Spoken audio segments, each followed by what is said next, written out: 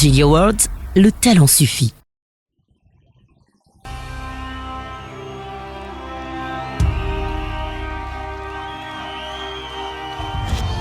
Les Jelly Awards, c'est une cérémonie de récompense des meilleurs acteurs musicaux du continent africain.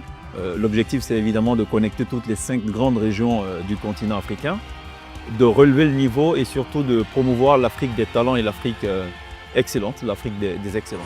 Ce soir, nous célébrons l'excellence de la musique africaine. Mesdames et messieurs, soyez les bienvenus au Jelly Awards. En 2025, on en est donc à la 3e édition des Jelly Awards. Je ne dirais pas que de chemin parcouru, mais je peux vous dire qu'il y a toute une histoire à raconter autour de ces éditions. Pour l'instant, considérons qu'on est à la 3e marche d'un très long parcours. Si t'es fatigué, faut jouer. Nous, on est là. Ça va, les gars? Merci. Les Jelly Awards, c'est un projet ambitieux, qualitativement, mais également en termes budgétaires. Ce qu'on va offrir à l'Afrique, c'est évidemment un spectacle hollywoodien, façon Los Angeles. Comme il est de coutume depuis la première édition, on a décidé à chaque édition de monter un tant soit peu de niveau.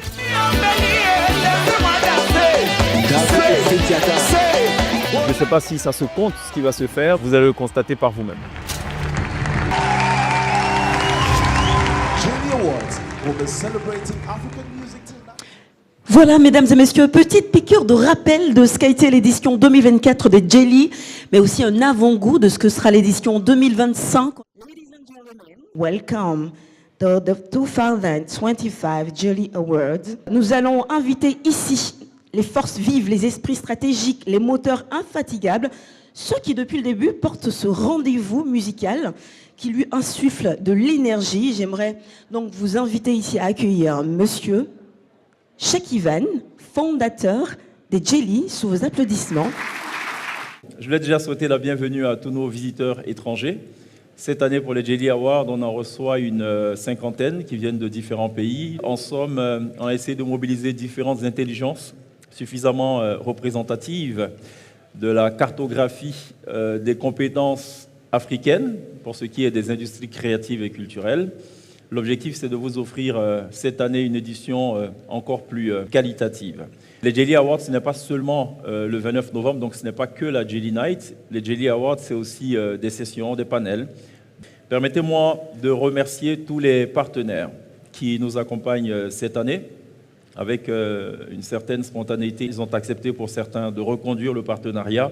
Pour cette édition, pour davantage crédibiliser les Jelly Awards, on a étendu le nombre de membres du jury. Donc nous sommes passés de 8 membres du jury à 12 membres du jury avec un maillage plutôt fidèle des 5 grandes régions de l'Afrique. Évidemment, il y a un travail de pré-mâchage qui a été fait par un jury de prédomination qu'on ne révèle jamais ici pour des raisons totalement évidentes. Quand vous ou des artistes ou leurs états-majors postulent sur le site internet, ils proposent une pléthore de titres.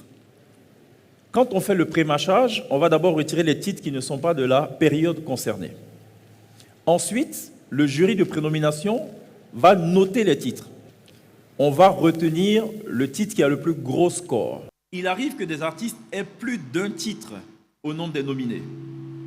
C'est normal parce que ces titres sont arrivés à ex-aequo. Pour une question de transparence, ce qui va se passer le 29 novembre, c'est qu'on va afficher à la fois le score obtenu au niveau des membres du jury et le score obtenu au niveau du public. Et on fera la fusion pour afficher le score. Toujours donc dans un souci de transparence.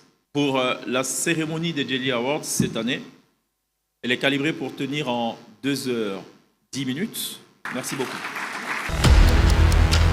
Mesdames et messieurs, monsieur le ministre d'État, ministre de la Défense.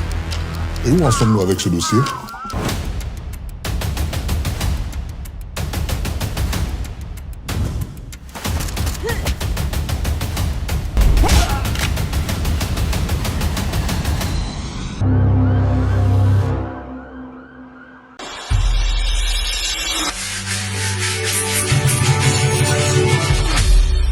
Jelly Awards, le talent suffit.